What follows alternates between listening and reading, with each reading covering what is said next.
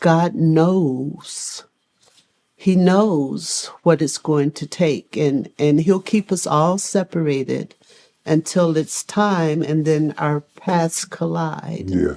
And so I'm grateful for that. You know, the timing of the Lord is everything. And I think you have to trust that it's not your time. I'm learning a lot about patience, which is a hard subject to learn, but for me, but to learn how that everything has its own perfect timing. And when you go through something, you have to trust that you're going to come out. Yep. Chapter number 4, grief. I want to talk a little bit about grief. You had a brother that was murdered. Your grandmother, of course, passed away. Your mother passed away, and more recently, you had a brother that got ill and got sick and passed away. Those were tough things to get through. What was your self-talk that brought you through? I think my brother, who died recently, was doing so well.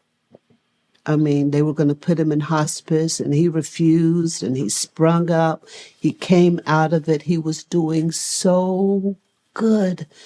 And when we least expected it, he slipped away. And I felt every time he would get sick, he was in Michigan, and you would fly me up there, and I'd stay for a week or two, and he'd come up, and then he would go back down, and I'd fly back up. And so I'm at home, and his wife calls me. She said, "Serita, he's gone." And I was like, no, absolutely not. And I thought I did all that I could to keep him. Mm-hmm. I did all that I could. And so it's grief brings a bit of consolation if there's no guilt attached to it. And I had done the absolute best that I could to take care of him. My older brother, it was out of my hands completely, so I try to see about his children now.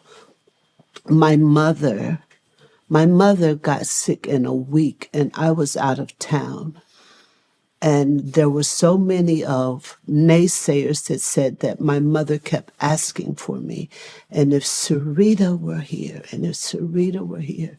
And so guilt consumed me so drastically that when I got back in town and I just walked right past her bed because she was on life support. There was nothing that I could do.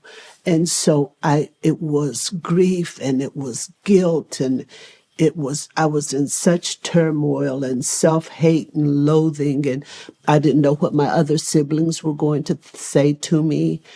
And when the doctor said it's time for us to make a decision about her on life support, all of my siblings, 2 of which were older than me, said whatever she says. And I thought, is she going to make it if I take her off? And they said she's not going to make it. And so I signed the consent, and her numbers went down, and I slid down in the floor. There was so much guilt for me for years and years. I wrestled with not being here for her when she needed me the most. And it was guilt. Guilt is a terrible thing. So the self-talk had to be, you did all that you could. Mm-hmm. You did all that you could. And nobody could reassure me. Nobody could console me. It was up to me to make that decision, to let that go. And it was difficult. Very difficult. It was difficult, but... you know, the thing that I think a lot of people don't take into consideration, they allow one moment or one weekend or one ham sandwich or one cheese soup to define a whole relationship. You and your mother went everywhere together, did Yes. everything together. You Yes. know, where She was so surprised when we moved to Texas that we were bringing her with us. yeah, And so I thought maybe if I hadn't brought her to Texas, and then I thought she would not have had it because she loved her grandchildren. no. So I thought I had to redefine our relationship. I really had to redefine our relationship because that was my girl. Oh my God, that was my girl. And she just slipped out, you know? So, and the thing that people don't realize is that we are people. That we have the same kind of problems that you have, that we have the same kind of disasters that you have, we have the same kind of emotions that you have, whether you see us on TV or see us on social media, or whether you're listening at this podcast. You might even send it to somebody who's going through a devastating grief where you have more questions than you have answers. I tell people, don't try to understand it. Try to survive it. That's true. That's very, Yeah. very true. It's not intellectual. No, You're in a war and you have to survive it. And survival starts with what you tell yourself about it. absolutely. And then grief doesn't mean that someone expires or dies. Sometimes grief is a divorce. Yeah. A breakup, teenagers' heartbreak. You Right. know, it's and grief, and they feel like that they can't survive it. And grief comes in many forms, but the self-talk and surrounding yourself with people that will feed you the right language for your emotions is so important. Yeah, grief can be I lost my house. I lost my My job. job, my You know, anything. if you define yourself by something and you lose it, you mourn for it. And Absolutely. sometimes you don't get the recognition like you do when it's a person. That's true.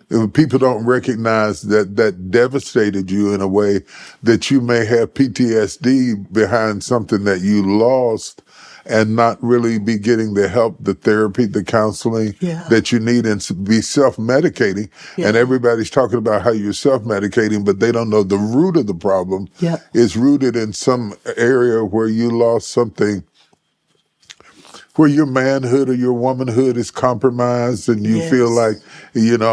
am I really a man? I lost a house, I lost a car, I lost a job. They said this about me, they said that about me, all that kind of stuff. Flush all that stuff out of you.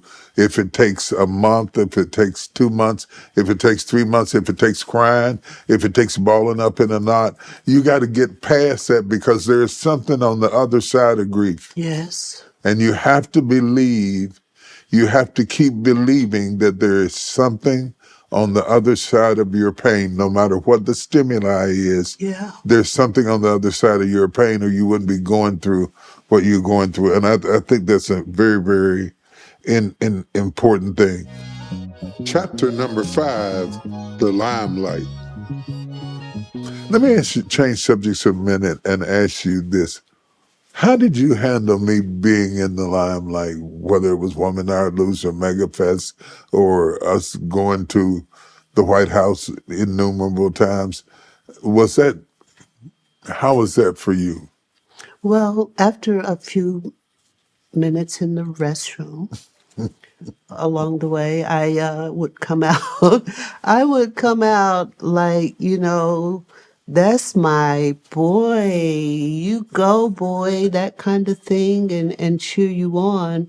But I also realized that with this amount of exposure, light comes heat. Comes heat. And so there's something that about all of this Yeah. that makes me really, really nervous because it's such an invasion of privacy Yeah. that you're trying to help people and you're laying out your pearls. Yeah. You're giving them your heart, and you tell me sometimes I'm a bit too transparent, but I'm giving you my heart. I'm sharing my story. This is my life. and this is our lives.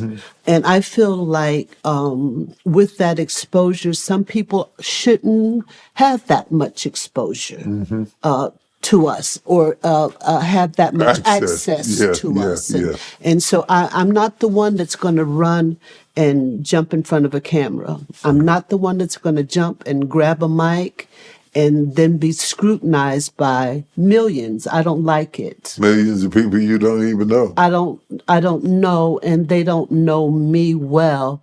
They know what I give them. And so I feel like I'm giving you my heart.